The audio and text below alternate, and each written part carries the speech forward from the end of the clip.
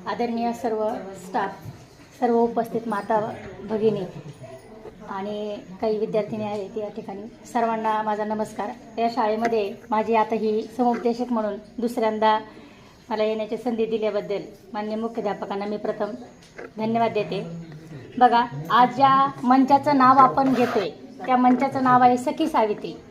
आपल्या सर्वांना पूर्वीपासून सावित्री ही माहिती आहे। पहिली सावित्री जी माहिती आहे ती महिला भगिनींनी बघा सांगता येते का? कोण होती ती सावित्री? कोण सांगते? आजही तिच्या नावाने आपण एक सण साजरा करतो। कोण होती ती सावित्री? कुणाची सावित्री? सत्यवानाची सावित्री, बरोबर आहे। हे पुरातन काळातील आपण ती सावित्री बघितलेली आहे आणि तिचा आदर्श ठेवून आजही सत्यवान म्हणजेच आपल्या पतीसाठी या सावित्री वडाला फेऱ्या मारतात। त्यामध्ये थोडासा आता आधुनिकतेकडे वळत गेलोय आणि थोडासा बदल झालेला आहे। तरी सुद्धा मनातून किती प्रथा बंद करायची म्हटलं तरी ती प्रथा बंद होत नाही, परंतु तरी सुद्धा मनात कुठेतरी येतं की नाही, सावित्रीचा सण साजरा केला पाहिजे, वटपौर्णिमेला आपण गेलो पाहिजे। ही पुरातन काळातील पहिली सावित्री। त्यानंतर बदलत्या काळानंतर दुसरी सावित्री आली। हळूहळू थोडासा बदल झाला। त्यावेळेस जरी शिक्षण नव्हतं तरी अध्यात्माच्या दृष्टीने आपण त्या सावित्रीचे पूजन करत होतो। त्या सावित्रीच्या नावाने आपल्या पतीसाठी आपण वडाला फेरे मारत होतो। त्यानंतर दुसरी सावित्री आली। काही कालांतराने दुसरी सावित्रीने जन्म घेतला। तीही एक महिलाच म्हणायला काही हरकत नाही आणि तिने आदर्श घडून दाखवलेले। कोण आहे ती दुसरी सावित्री? ज्योतिबांची सावित्री, बरोबर। पहिली होती सत्यवानाची सावित्री, दुसरी होती ज्योतिबांची सावित्री। काय केलं त्या ज्योतिबांच्या सावित्रीने? कशासाठी लढली? कशासाठी काय कष्ट केले? काय म्हणून प्रेरित? महिलांच्या शिक्षणासाठी। आज त्या सावित्रीने शिक्षण घेतलं, ज्योतिबांनी त्यांना शिकवलं। किती कठीण परिस्थितीमध्ये तिला शिक्षण मिळालेलं आहे आणि ज्योतिबांनी त्याच्यासाठी काय केलं हे सर्वांना माहितीच आहे। आज शिक्षक म्हणून असतील किंवा काही कमी प्रमाणात का होईना शिकलेल्या असतील, थोडेफार का होईना, पण त्या सावित्रीची ओळख आपल्याला आहे। जिच्यामुळे आज आपण इथं आहोत त्या सावित्रीला आपण विसरू शकलेलं नाही। एका पतीसाठी भांडणारी ती सावित्री, पतीसाठी लढणारी ती सावित्री विसरलं नाही। त्याच पद्धतीने आज शिक्षणासाठी जिने धडे दिले, जिच्यामुळे आज आपण या ठिकाणी ठामपणे उभा राहू शकतो, शिक्षण घेतलेलं आहे, आपला हक्क मांडू शकतो, शिक्षणासाठी भांडू शकतो, ती सावित्री पण आपण विसरलेली नाही। त्यानंतरचा काळ, तो काळ कठीण परिस्थितीमध्ये तिने शिकले, पुढे गेली।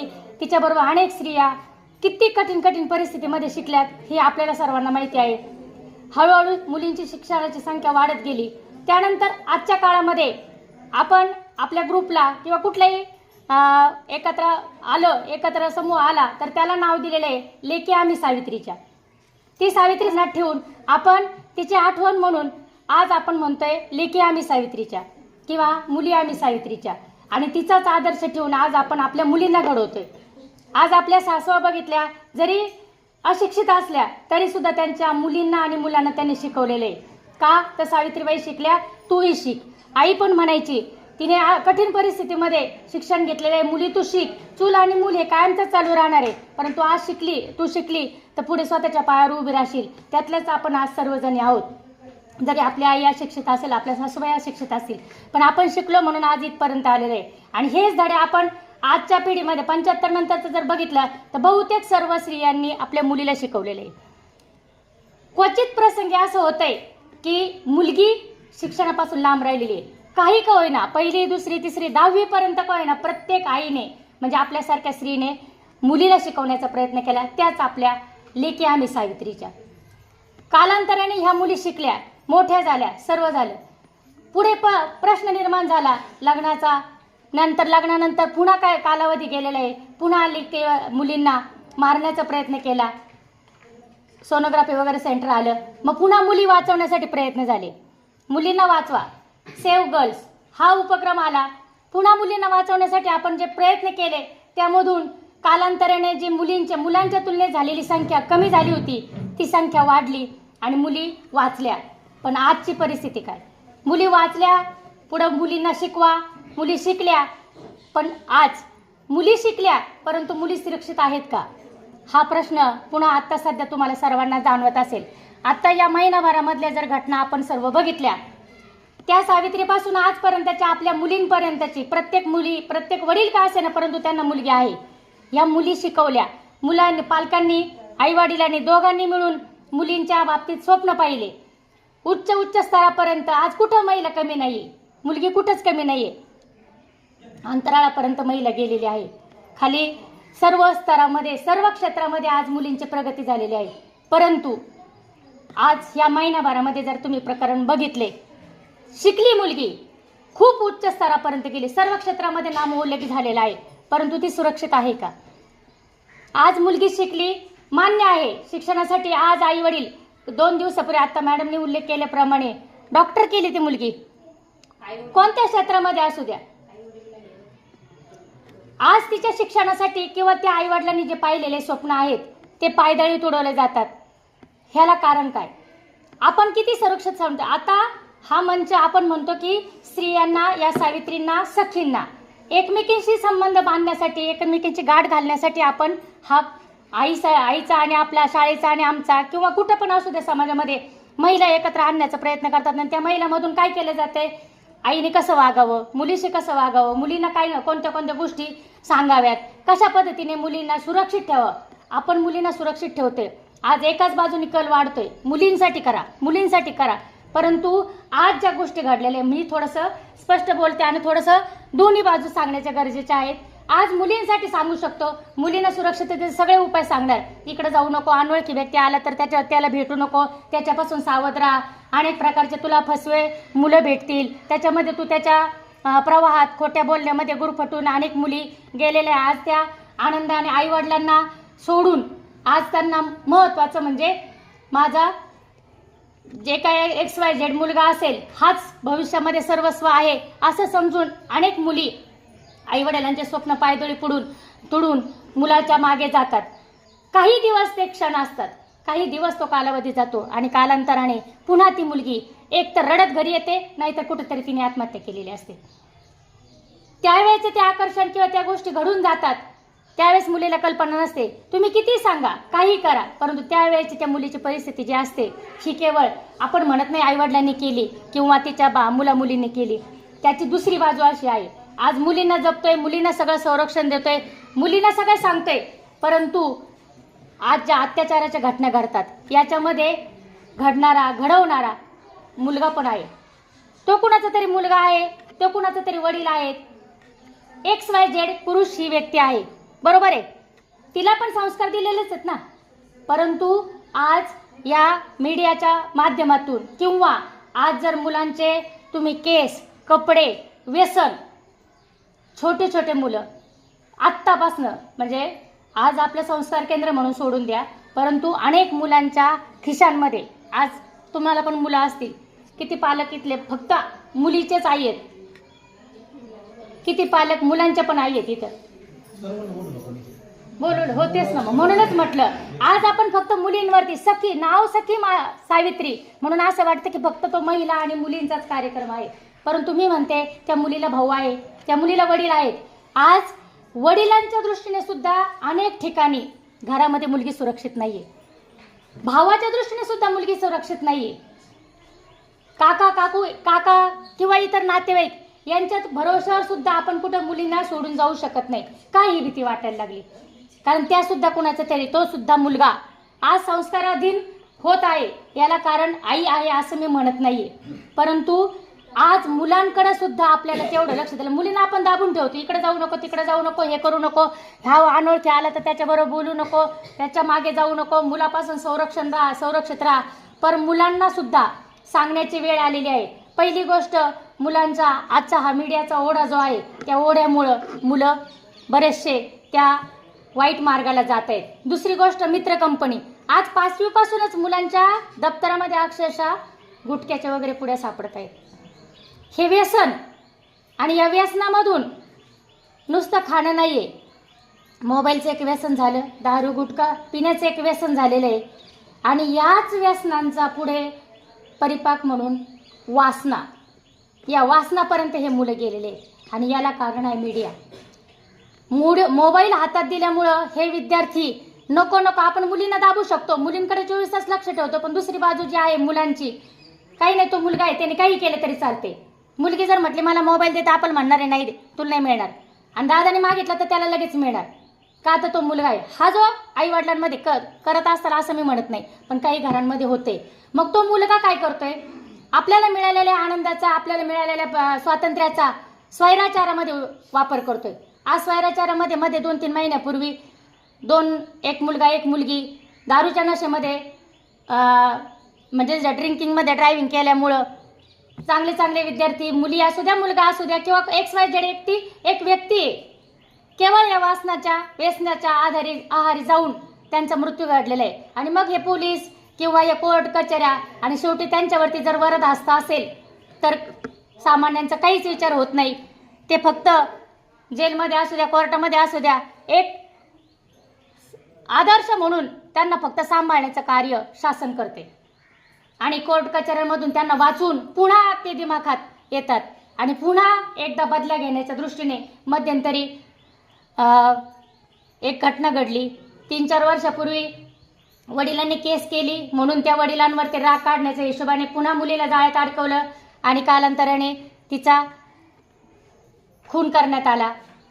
त्यानंतर अशा अनेक आहेत की बदल्याची भावना सुद्धा वाढलेली. हे एक प्रकारचं व्यसनच झालेलं आहे. आणि हे जे होतंय, आपल्याला वाटतं मुली किती दिवस दाबून राहणार आहे, मुलींना किती सांगा तुम्ही, मुली ऐकतायत म्हणून आपण सुरक्षित ठेवतोय, ही चांगली गोष्ट आहे. परंतु त्याचबरोबर आपल्याला मुलगा आहे, आपल्या समाजामध्ये आपला भाऊ आहे, कुणी असू द्या, म्हणजे मला मेल फिमेल मध्ये फरक का सांगायचा आहे.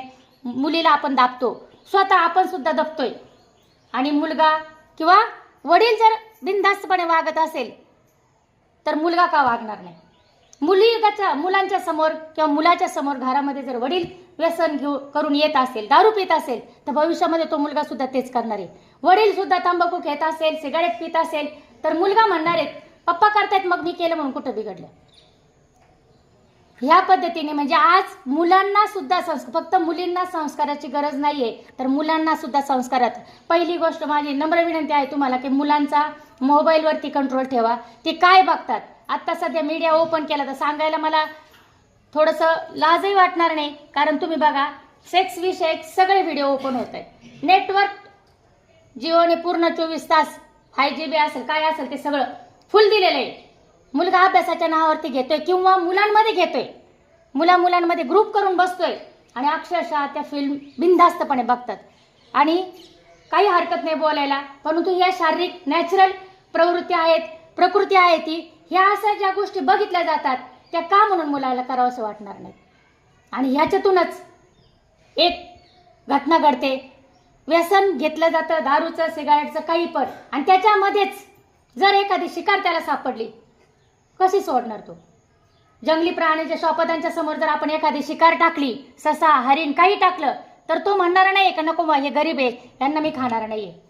अशा वेळेस ज्यावेळेस व्यसन नदीने, आज जी कलकत्त्याला घटना घडलेली ती व्यसनामुळे झालेली, भलेही तो व्यसनाधीन असू द्या, वासनाहीन असू द्या, वासनायुक्त असू द्या, परंतु त्याला आधी ड्रिंक केली, फुल दारू पिलेला होता, फुल ड्रिंक केलेली होती, आणि अशा परिस्थितीमध्ये त्याला शिकार करण्यास भाग पाडले. समोर जर त्याच्या शिकार आली तर तो सोडणार नाही.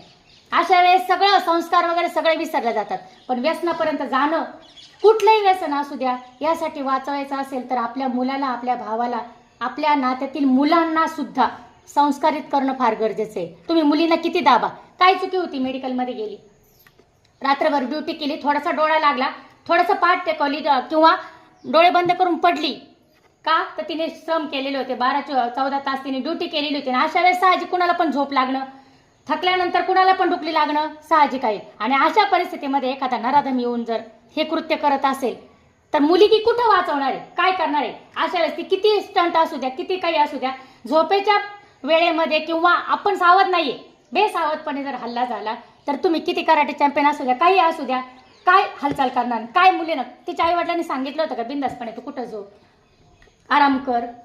किती सांगा आपण सगळ्या मुलींच्या, मी पण एक मुलगी, मी पण माझ्या मुलीला सगळं सांगते, परंतु मला दुसरी बाजू का मांडायची आहे. पण फक्त सखी सावित्री या मंचाच्या निमित्ताने 2 सावित्रींना आपण विसरलेलं नाही. आणि आज आपण सावित्रीच्या लेकी म्हणून आज दिमाखात मिरवतोय म्हणा, किंवा आपल्याला अभिमान आहे की मी शिकले, मी सावित्रीची लेक झाले, मी शिकून पुढे गेले. आज माझ्याबरोबर अनेक लेकी अनेक ठिकाणी अनेक क्षेत्रामध्ये पुढे गेलेले आहेत. त्यांना सगळ्यांना धडे दिले. आज मध्यंतरी कोपर्डीचं प्रकरण घडलं त्यावेळेस सगळीकडे कराटे शिकवा, हे सगळं शिकवा, मुलींना सगळे धडे दिले. आज किती मुली अशा आहेत की त्या धडे दिल्यानंतर सुद्धा शिकार झालेले आहेत बेसावधपणे. आणि याला कारण दुसरी गोष्ट, याला अनुसरून थोडंसं मी बोलते. आज आपला ग्रामीण भाग आहे, मुलींना ड्रेसच्या बाबतीत आपण भरपूर काही जागृत ठेवतो. जर मुली शहरामधल्या मुली किंवा बघा तुम्ही, जर कपड्यांच्या बाबतीत सुद्धा म्हणजे समोरच्याला आपण काय करतोय, एक प्रकारे प्रेरित करतोय. आपरे किंवा थोडेसे बघा तोकडे कपडे घालणं वगैरे, थोडंसं आज महिला आहेत, आई आहेत, वडील पण आहेत, परंतु ह्या गोष्टी बोलणं गरजेचं आहे. आज मुलींना आपण संस्कार देत नाही असं नाही, फक्त सुरक्षित राहा हे सांगतोय असं नाही. तर ह्या अनेक गोष्टी आहेत की कपड्यांमधून असेल, वागण्यामधून असेल, बोलण्यामधून असेल. एखादी मुलगी सांगायला काही हरकत नाही, जर खूप बोलत असली तर तिचा सुद्धा राग केला जातो. बदला घेण्याच्या भावनेतून सुद्धा, म्हणजे काही ठिकाणी तिला नम्रतेची भावना सुद्धा सगळं शिकावं लागणार आहे. काही ठिकाणी ती मुलांबरोबर क्रॉस पण जाते. रागाच्या भरात ती क्रॉस गेल्यानंतर ते मुलं आधीच काही ठिकाणी वाया गेलेले असतात असं म्हणायला काही हरकत नाही. किंवा संस्कारित मुलगा असं करणार नाही, पण जो चिडलेला असेल, ह्याने जर तिच्याशी विनाकारण भांडण केलेलं असेल किंवा कधी कधी तिला सहन न झाल्यामुळे जास्त, पण त्या बोल्डपणाचा सुद्धा ग्रुप उपयोग करून घेतो. म्हणजे आज आपण सगळ्या दृष्टीने सांगतो, पण थोडंसं मुलींना, मी म्हणत नाही मुलींनाच दाबा.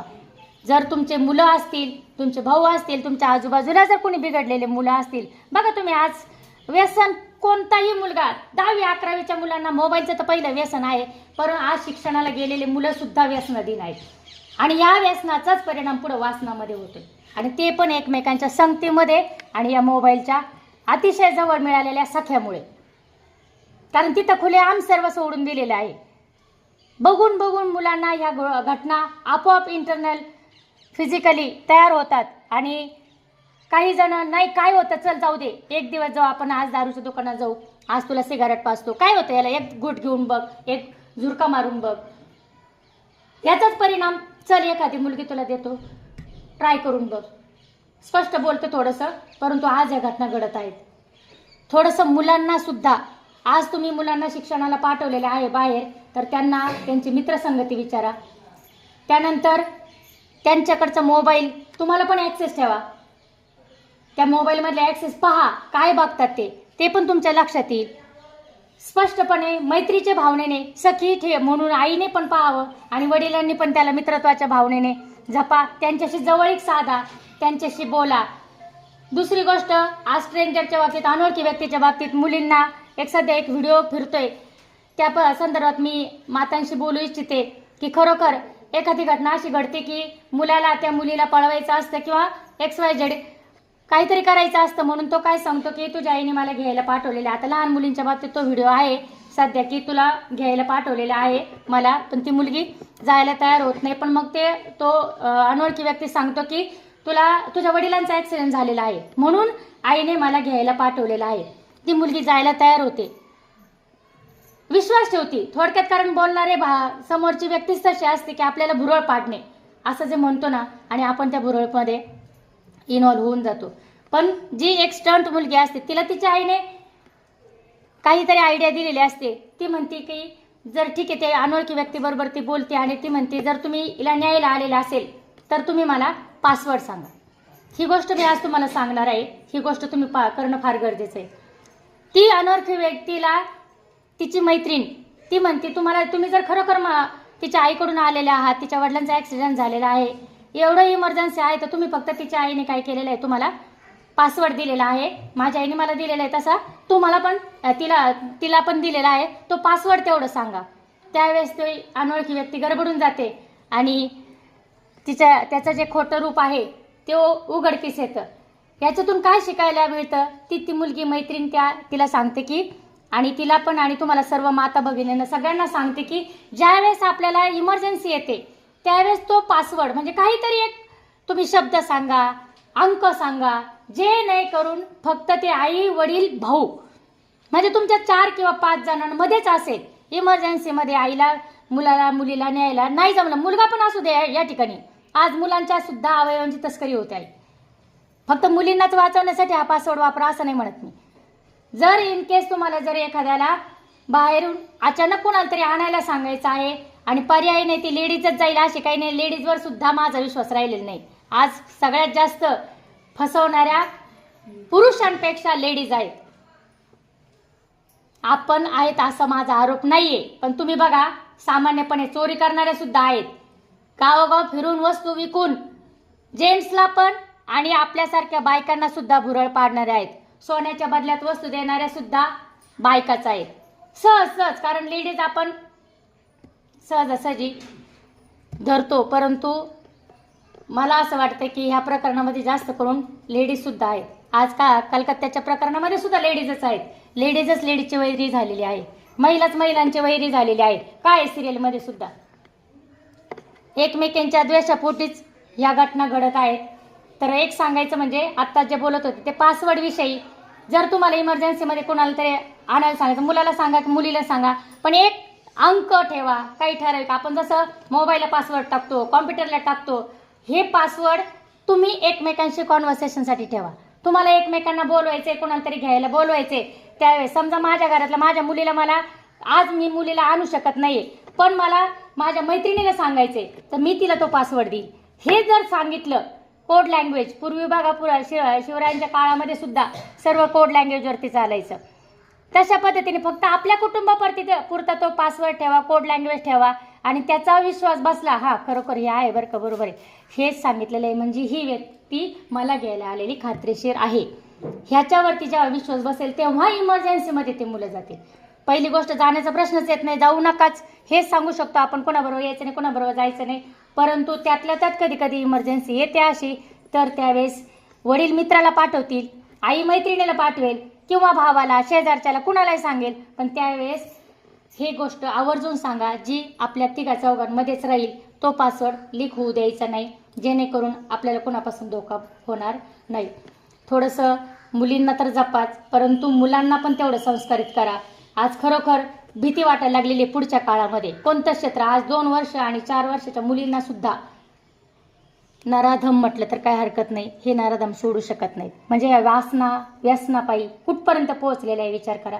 काय अवस्था असेल या छोट्या छोट्या लेकरांची. आज बालवाडीतलं लेकरू, त्याच्यावर जर अशा अत्याचार होताच आणि आज 31 वर्षाची मुलगी असते, काय फरक आहे त्याच्यामध्ये.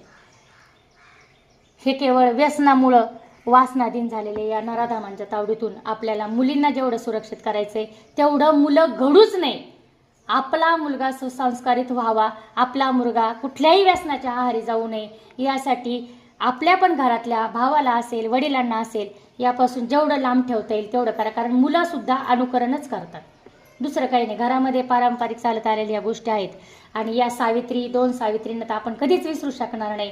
परंतु आज सावित्रीची लेकी म्हणून आपण जे कष्ट करत आहोत, किंवा आपण जे शिकलेलो आहोत, किंवा सुशिक्षित होऊन या पद्धतीने गेलेले आहे, पण या सावित्रीच्या लेकींना सुद्धा जपण्यासाठी आज सखी सावित्री मंचाची स्थापना करण्याची वेळ आलेली आहे.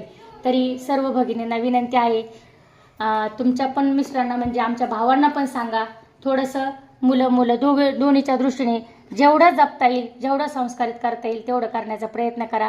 आणि सर्वांना या मंचासाठी शुभेच्छा देते. आणि असेच छान छान कार्यक्रम सर्वांनी तुमच्या टीमकडून घडत राहोत ही अपेक्षा व्यक्त करते. आणि तुम्ही सर्वजण आलात आणि माझं मनोगत ऐकून घेतलं त्याबद्दल धन्यवाद देते. थँक्यू.